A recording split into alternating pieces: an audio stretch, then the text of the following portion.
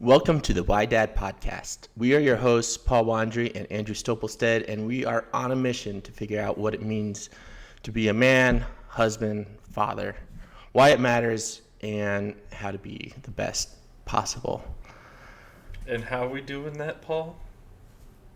Redefining fatherhood one habit at a time. Yeah.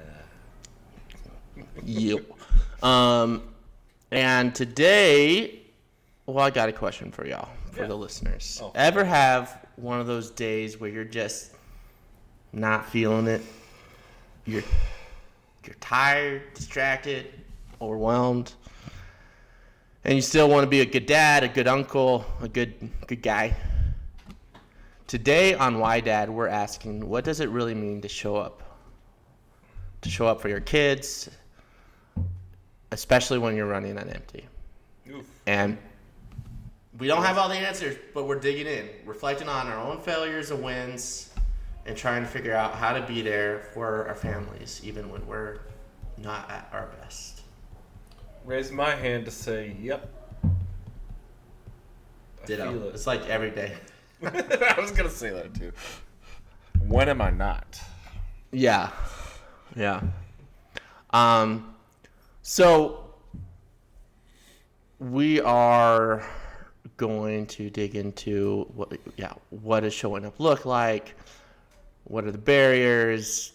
Talk about our experience and examples, how we can grow, and then we'll wrap it up. Sounds like a plan. So, showing up, Andrew. Maybe we each take a turn answering these questions, but what does showing up mean to you? Great question. There's the showing up of being there physically, and your mind is elsewhere. You're totally destroyed. You know, you get home from work, whatever it is, blue collar, white collar.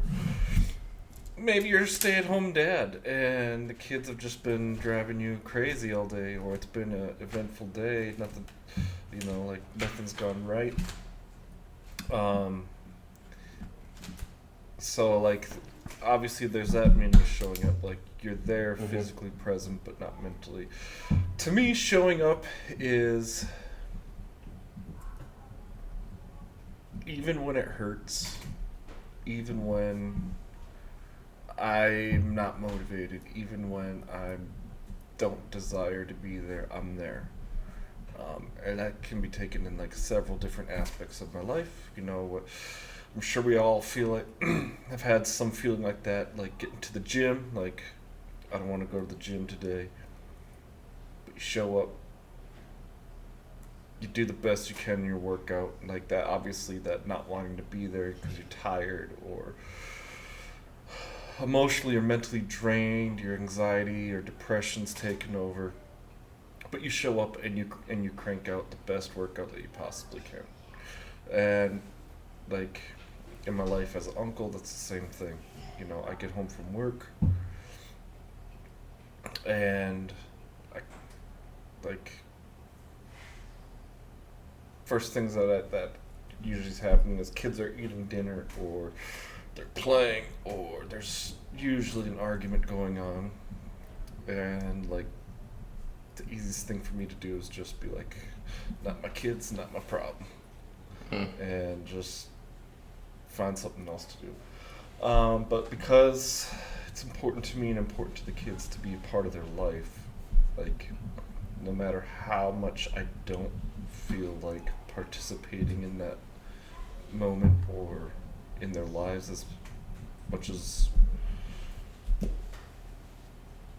I don't want to say want to or need to, but based on how I'm feeling, I still do. It's important to them. We've had plenty of guests come on and talk about the importance of just spending those few moments. So yeah, I kind of have a afternoon, evening routine that kind of sets in place the time to show up. So yeah, and so what does that look like? Is it are Are you playing with them? Are you talking with them? Are you just like being with them? What does that look like? Well, so yeah, setting up like my own evening routine helps, you know, as it does in every other aspect of your life to really show up for each moment. So typically my evening routine is, sorry, Kato's doing something weird.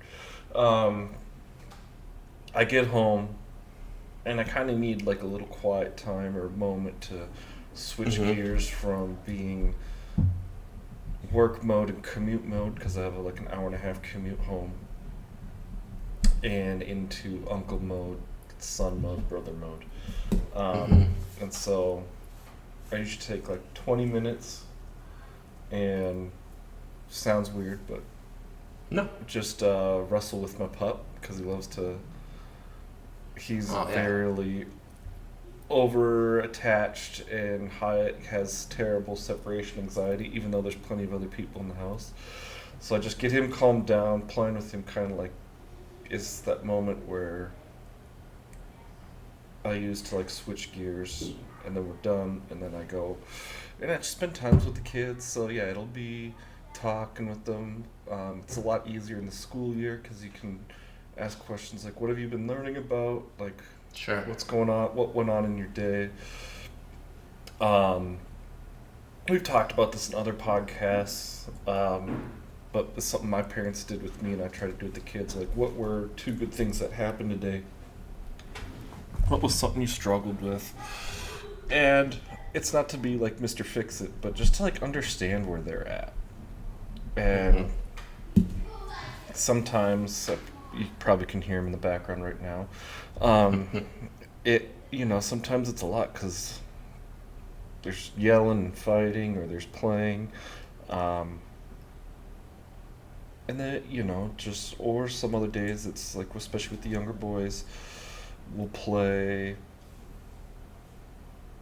like Air Force. They love playing like with the airplanes or remote control cars or something like that. So when I play Air Force, I have all these little toy planes that they have, and they love it because the younger brothers and Uncle Austin and Aunt Lindsay are in the Air Force, so they get to pretend they're in the Air Force and just fly these little planes around like block villages and do sorties and whatnot. And just let them have their imagination. But yeah, just being there with them, and no matter how tired I am or mentally exhausted, like, you'd be surprised like how therapeutic it even is for yourself. Like, you don't feel like doing that, but you do it and you feel happy. They're happy, you're happy, and then usually I get home when they've already had dinner, so I'll have my dinner, and then it's their bedtime or something like that. Yeah. So. It's that last thing you said about how like you'd be surprised about how like into it you get. It's like, it reminds me of what Aristotle and others say, that it's like, how do you become something? You become it by doing it, right? Yeah. And so it's like you're doing that thing, you're spending that time with your nieces and nephews, and so that is like opening you out of yourself. I also really liked how like you take that time for yourself at the end of a long day, because like you need that. Like, you just worked hard all day long, and I was listening to an episode with Corey Carlson. He's an author and an executive coach, and he was on a podcast, and he was talking about, okay, like, when does your day end? Does your day end when you walk through the door, or does your day end when your head hits the pillow? But if your day ends when your head hits the pillow, then you need to like find a way to rejuvenate a little bit before you walk through that door, or in your case, you go and you walk, play with your dog, and you refill your cup, because you can't give what you don't have. Right. And so that's the thing about showing up is, for me, it's not like just like brute forcing it. Like, I sometimes you do just have to grit through it, you know? Yeah. Well, like, how do you, as a work from home dad of a 4-year-old, and now, how old's Liam? 5 months. Yeah. Like, what is it for you? Because you're always there. Yeah. So what does showing up actually entail for you? Yeah. So I mean, transition from work to evening. I'm still working on that. So for me, showing up, there's like the micro moments of showing up, and then there's the macro moments of showing up, right? So micro, there's like the individual moments of like, you know, Abby wanting attention or needing time for connection. And of late, what I've ended up doing is like I turn off my phone at 5:30. Yeah. Because I've tried putting it in another room, and I would just keep going back to it to like, I don't know, check updates, play chess, whatever. And that like I just don't have the self-control, right? So it's like, okay, I'm turning it off. Because if I have it on me or on, I'm going to be checking it and I won't be present. Yeah. So that has been, for me personally, has been a huge upgrade, because now I'm not like every 5 minutes like getting this distraction / task switch. So my brain feels more calm and more available. So, and then there's like the macro where, okay, there are going to be days where I'm tired or I'm short-tempered or whatever. The micro would be coming back and repairing. You know, it's like, okay, sorry, Evie, I was short-tempered, or I wasn't paying attention to you, or what have you.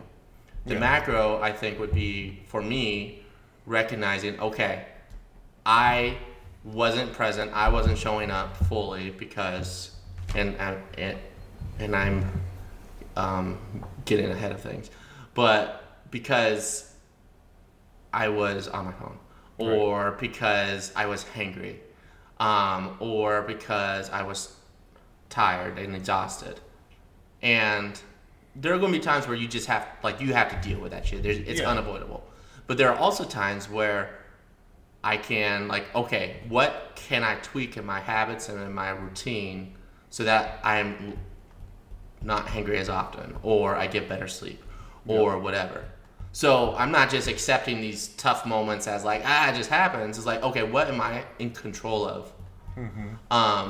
And so I think making those intentionally reviewing and adapting, and applying those revisions, is another way of showing up. Yeah. So there's like the individual moments, and sometimes, you know, just being there is enough, and that's all you can do. And then sometimes there's like, okay, let's adjust. Right. The other thing I'll say is,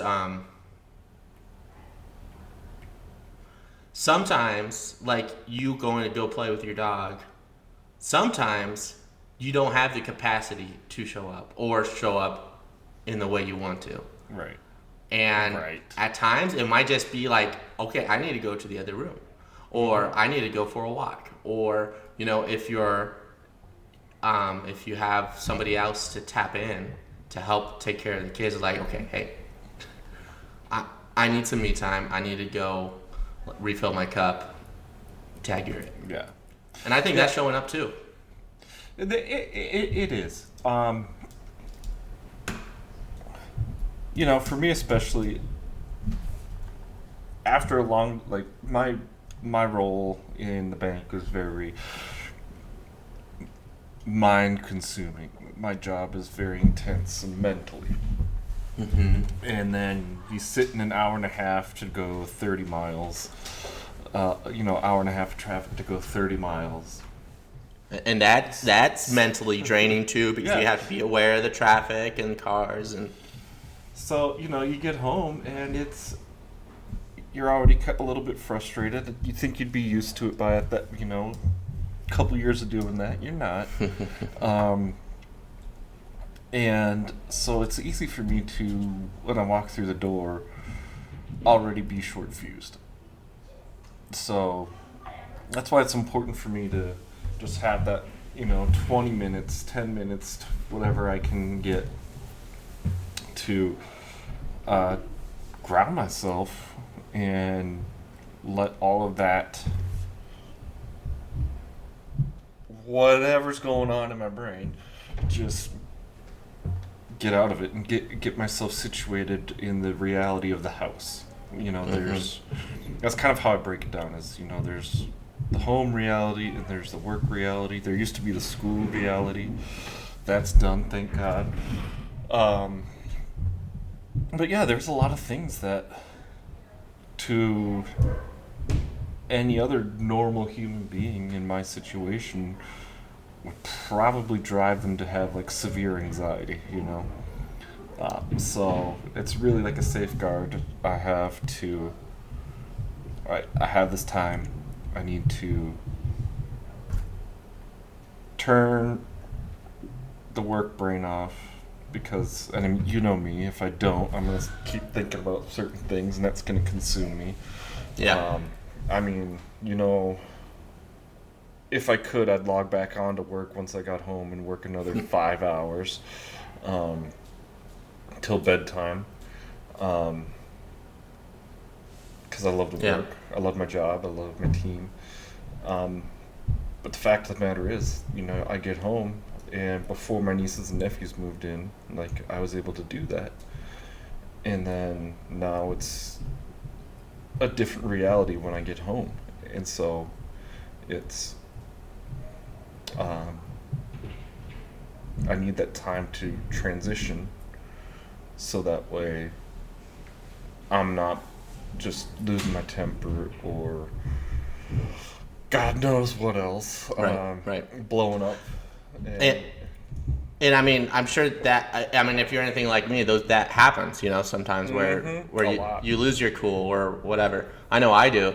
And that's another example of showing up is coming back and doing the repair, Absolutely.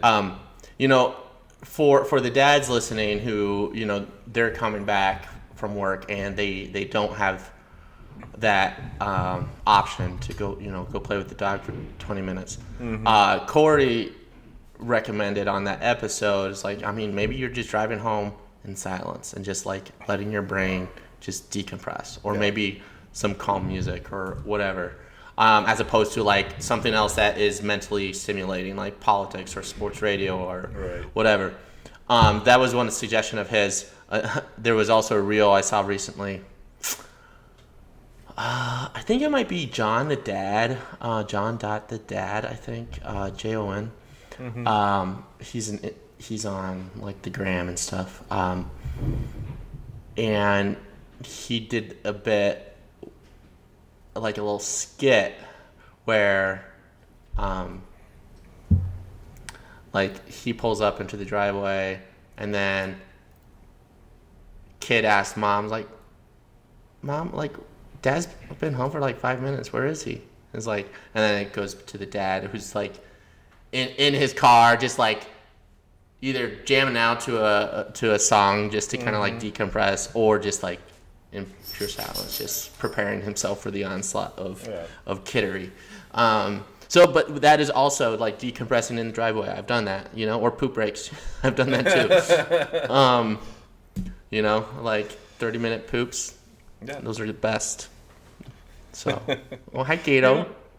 Oh, you saw him back there? He's just, he's cheesing. He's he was sitting over here by me. He wants his Cato time because it is 4:45. This is Cato's time. I'm depriving him and you of your special time. He keeps me on schedule. They're weird animals. So one thing I've noticed that helps me too, and I don't know if this will help other dads or guys in my situation. But in that commute, you're saying calm music or silence. I found myself listening to audio dramas, not audio books, but podcast audio dramas. When was that one we listened to? Did you ever listen to Wit's End? No, The Adventures of Odyssey when you were a kid? Similar. Yeah, I did. That was obviously for kids, but Yeah. my goodness, that's a flashback. But it's like each episode's like of these dramas I find is about 30 minutes long. So on the way to work I get through about 1.5. On the way home I can get through 2 or 3. Nice. Yeah. It's just like you can kind of turn your brain off. Like it's still entertaining, but it's not stimulating per se. Right. I like that. I like that a lot. Okay, so that was a bit about how we define showing up, and then of course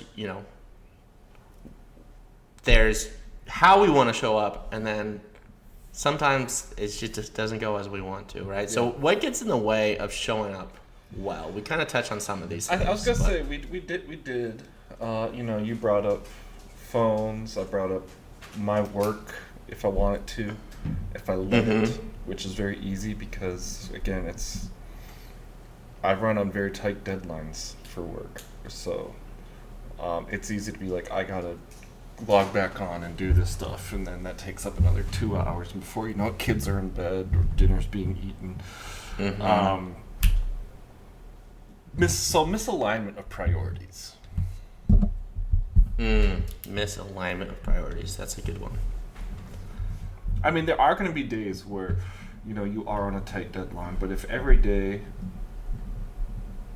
if you allow every day to be that important to your career, and you're not taking that time for yourself or your family, you are going to allow that to get into the way of showing up. Yeah. Yeah, and so it will naturally fill that void if you let it. So you kind of have to be intentional about not. But like you put your phone in another room, like, because that's what you have to do. So it's just, I've started when I get home, I put my laptop bag in a chair, and I'm like, I'm not going to touch it till I leave for work tomorrow morning, unless boss texts me. One tip that, especially for those who work from home, that I heard that I don't necessarily implement, but might work for some of you listening, is at the end of the workday, like, have a checklist of what you do to, like, make it a routine, and then literally power down the computer, maybe even shut it. And then what this guy did, he said, he even uses the words, like, he says it out loud, shutting down, to kind of create this before and after. Yeah. What I also do that helps, or actually I've only recently started doing it the past week or so because somebody else recommended it, is writing down the top 3 things that I need to do tomorrow. I don't necessarily limit it to 3 things, but like, what are the things I need to do tomorrow? And I write it down. That way it's out of my brain. I don't have to think about it. I know it's going to get done tomorrow. And when I come to my desk the following morning, I don't have to think. It's already there. I know what I'm doing. And boom, just like right into the flow. So we're already getting into recommendations and suggestions. But yeah, I mean, that not having those clear defined lines can be a big deterrent. I agree. And we had a conversation, you and I, with Corey Carlson. He brought up, he journals. I journal too. That helps a lot in keeping that focus in order to have that separation and showing up. So in the morning, I'll jot, in my journal, I break it down with, it starts off with what are today's top goals, affirmations, and 3 things that I'm grateful for. That's how the day starts. And then before bed, write down what went well, what didn't go as planned, and then I just have some free writing on the side. One of them is, one of the topics that comes up a lot is, how can I be more present today? So you got to reflect on that. Like, how can I show, like literally, like that's one of the things is how I think about and journal about is how can I show up? How can I be there? So really like giving yourself that, building that self-reflection time, not giving yourself the time gets in the way. Yeah. Exactly. And I mean, I think it all comes back to intentionality and like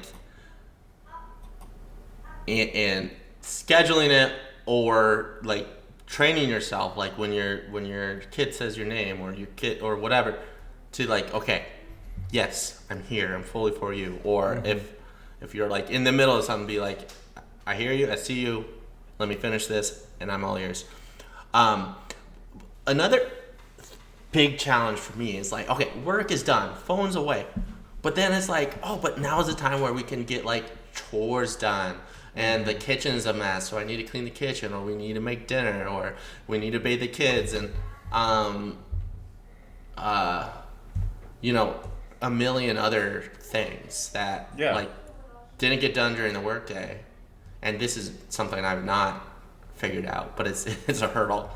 And it's like there's always something, there's always something. There is. So you got to find that balance. Align the priorities correctly. Yeah, and just continue to find different ways. Like this is a little bit of a sneak peek, because in the not too distant future we'll be dropping an episode with David Schatzkammer, who is a play therapist. Yeah. And the takeaway from that episode was to schedule 15 minutes with your kid. Yeah. Just 15 minutes to play with them. Not play according to your rules or anything. Play according to their rules. Yeah. But what I love about that is like the intentionality, and you're putting it on your calendar so you know what's going to happen. Yeah. So whether it's once a week, or like, similar to you with Kato when you walk through the door, like maybe the parents with the kids, just play with them. And that's something that I'm definitely failing on. Like with Evie, when she comes home from daycare, she goes like straight to like watching we let her watch some TV while we make dinner, and it's like, so maybe we need to change that. Maybe not. Yeah. Well, maybe she needs that moment to readjust to the home life. And Fair. That's a really good point. But the point is that something needs to change. I'm not going to make a spur of the moment decision on what that is, but I am going to continue to reflect on it and see what can change. And I think that's showing up too, is paying attention to those things and thinking about it, not be like, oh well, that's how it is. Yeah. It's definitely important. My brother travels for work, so he's gone 3, sometimes 4 days out of the week, and when he gets home, the kids they all want that dad time, and somehow he makes it happen. But it's just like it's just like he was gone, let him adjust, but. Yeah. They found, and you see they strive, they thirst for it. They just want, not the validation, but they just want to have that time to spend with them. So, like, it comes down. You said it, I think earlier. It comes down to connection. Like they want that connection. Yeah. It's not. That's what they yearn for. And again, when we were talking with David, another sneak peek, he said like the biggest thing he sees in the kids that he sees in play therapy is the lack of connection with the parents and with just other humans. And we need that. And so that's what your nieces and nephews are yearning for. They want their connection with their dad to build that relationship. And that's what it all comes down to. It's like, that's what showing up comes down to. It's connection. I sing one of my uncle's praises a little bit here, because he works construction, in operations for a pretty big construction company here in Minnesota, and is working on a bunch of the major interstate construction projects. Oh, so I can blame him for the bad. Some of it. I tease him about that too, and we just laugh. But yeah, it's construction season, so that's like 6 days of the week. So he gets up, he leaves early, gets home late, but without fail, like Sunday is family day, and that's his day with his two boys, and with my aunt. But he makes sure that he's spending after church. He and the boys have that father-son time that they need. And so, and there's an example of someone who's probably exhausted physically, mentally, and yet he's showing up on those Sundays to be like, I'm here for my family. Sunday's my family day. No one's gonna take that away from me. He lives just a few minutes away from me, and there's been a couple times like, hey, I'm going out fishing, you want to come with? He's like, nope, stay with the boys. Or other times, it's like, when he and the boys go fishing, he'll invite me along. Sometimes it works, sometimes it doesn't, for me to join with them. But his priority on Sundays are, like, no, this is my family time. It's the only time I get, and I'm going to be there with my family. No one's going to take that away from me. Yeah. Yeah, so, and I mean, it sounds like he has built a routine, and he's, defined it and fostered it as something that was sacred. And so I think that's a great example, and the more we can apply that, however it looks like, to each of our lives. So yeah, if you have time during every day, great. But, like you said, carve out some time, put it on your calendar, and it's an untouchable time. And you're not letting those other things get in the way of that. Hello? I'm here. Hello? I'm here.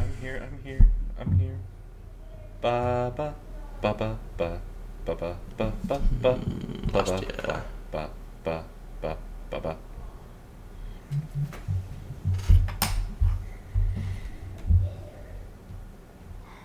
Oh, you're back. There we go. I don't know where it cut out. You're gonna have to do some editing. You said that you were going to pay me $1 million. Ha! Yeah, I forget what you were saying as well. But yeah, it cut out earlier. Oh, I was just going on a monologue about using my uncle as an example, that whether it's Jiminy Crickets every day or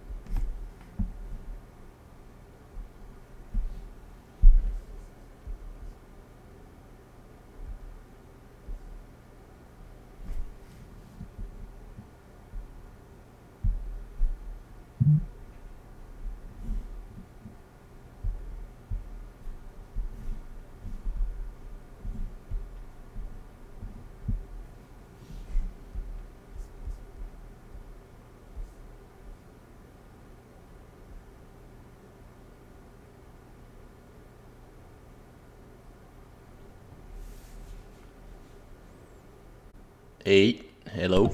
Hey. I'm back. All right. So we'll just move on. I was monologuing. Yeah. Let's see. I'm running my test too. I also prioritize my device just in case. I mean, 269 download, 440 upload. It's Riverside, but it's still recording. Okay. How did you find out it was Riverside? Oh, because it sent me a message saying our servers can't connect. Oh, really? Yeah. Oh. Fuck nuts. All right, cool. Now we get the explicit rating on all the podcasts. Yes. Well, we already have a couple of explicit episodes. Most of them. Yeah. Shit, fuck. Okay. Anyway, so that.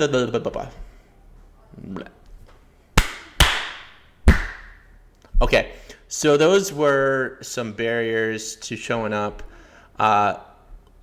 Let's go on and expound even more on some real examples. What are your go-to habits or hacks for snapping back into like present mode, show up mode? If you haven't. I think we covered this a little bit too. For me, it's the routine. Having a routine makes it easier to be in that uncle mode for me. Yeah, but let's say like you're in the moment, like you've done the routine and everything, but you're like in the moment, you're like, oh shit,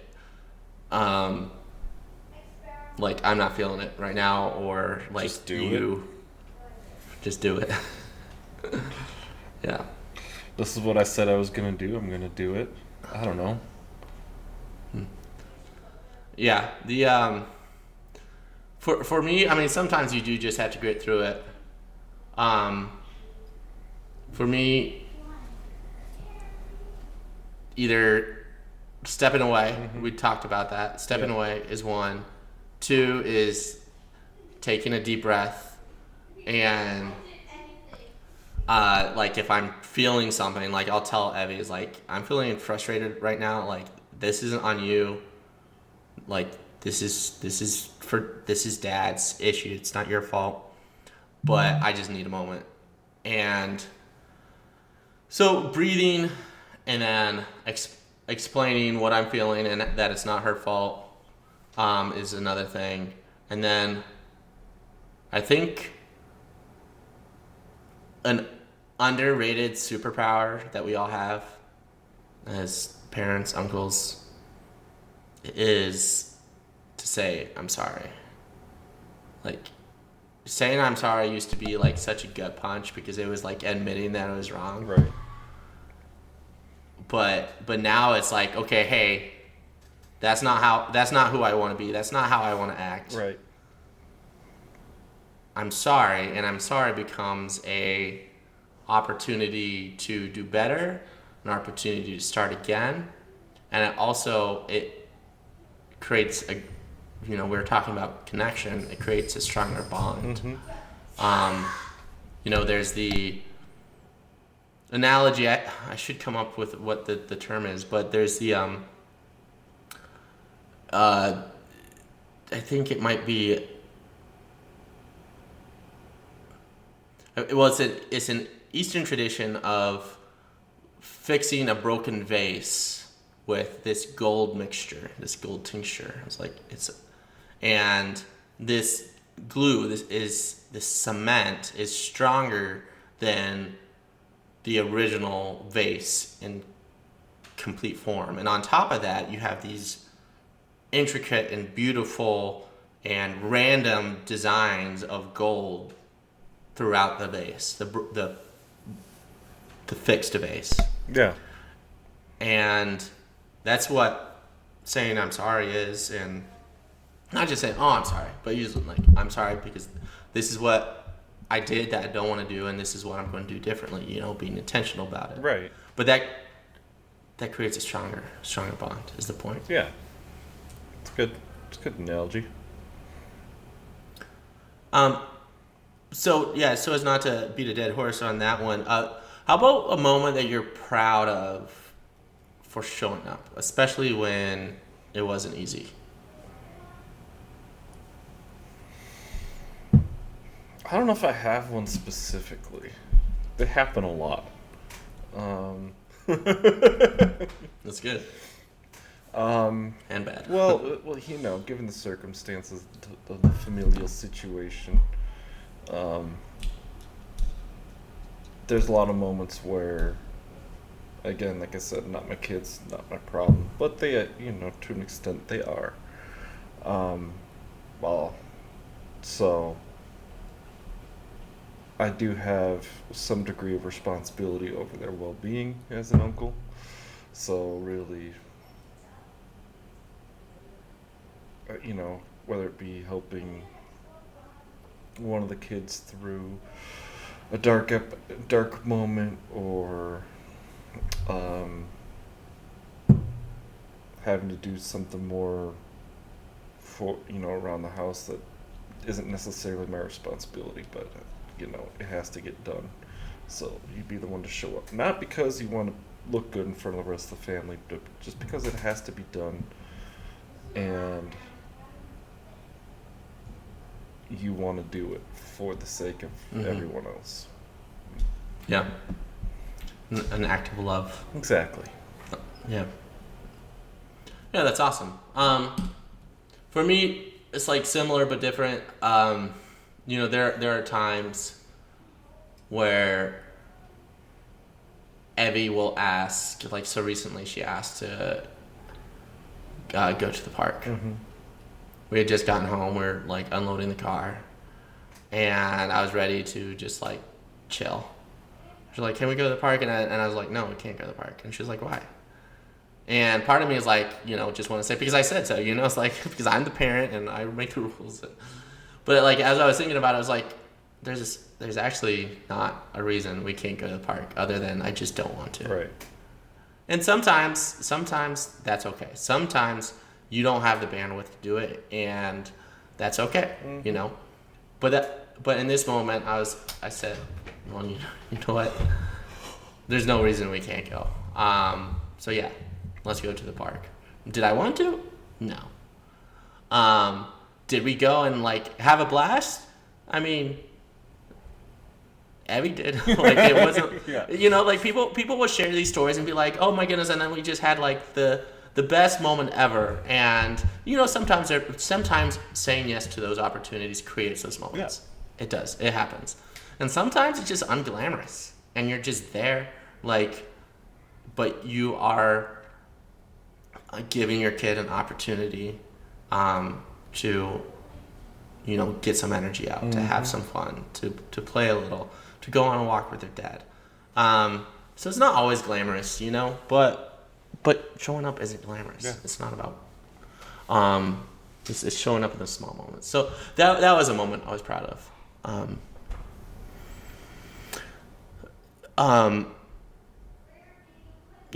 I think one final reflection on all of this, and I don't know if you have any additional thoughts, this will be the time, but is, everything that we've talked about, we've talked about, like, what does showing up look like? Yeah. What are the challenges? How do we overcome them? What are times that we have overcome them? What are times where we haven't overcome them, and what do we do? All of that is modeling for our kids what it means to be present, right. What it means to show up. It's not always going to be easy.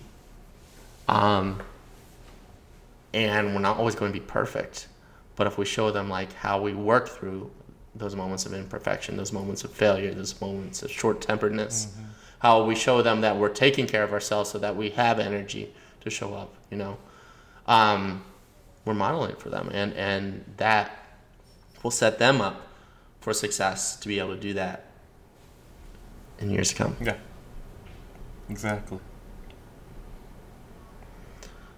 So, I mean, it's all part of the process. It's as we come back to over and over again, it's not about perfection, but it's about progress. Mm-hmm. It's about putting in the work. Putting in the work, putting in the reps, you know?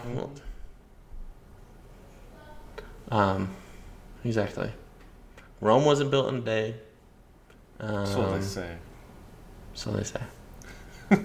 So, anyway. Already did a little bit of recap there. I think this is something that we can all relate with.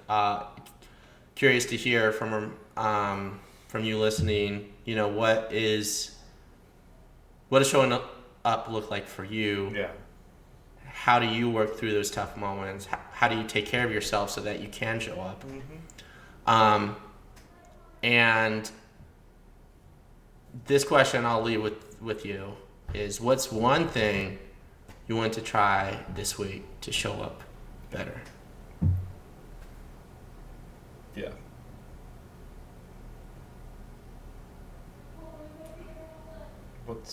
For me, I think it's going to be if Evie, says, hey, like if she is trying to talk to me or she wants to show me something, that I actually stop what I'm doing as soon as I'm able and watch and engage, and don't just give like like a default answer. Right. I think that's what I'm going to do, or that is what I will do. You kind of stole my idea. It's easy. we can be twinsies. Right? No, it's easy for especially these 5 to get excited about something and want to share something right when I walk through the door. So just giving them that moment of attention before I go on and do my next thing, another routine, instead of making them wait, feel like second place. Yeah, I'll be curious how that goes, both for you, like, because that will be tough, not being what you're used to, and two, if you notice any differences. Yeah, it's only gonna be like, a kid's gonna take 30 seconds to say what he's excited about and just share that enthusiasm, because that's what what happens during the day when I get home. They're all like, oh, we did this today and that, and it's easy for me to just be like, hi, and then just tunnel vision on. Yeah. On that. Awesome. Well, excited to hear how that goes, and excited to hear from you, listener. Yes, we are. Fellow dad, or aspiring dad, how you showed up. Yes. Anyway, this has been another episode of Why Dad, where we are redefining fatherhood one habit at a time, and today's habit was showing up. So until next time, thank you, everybody. Yeah, thank you all, and thank you, Paul. All right, toodles. Toodles poodles.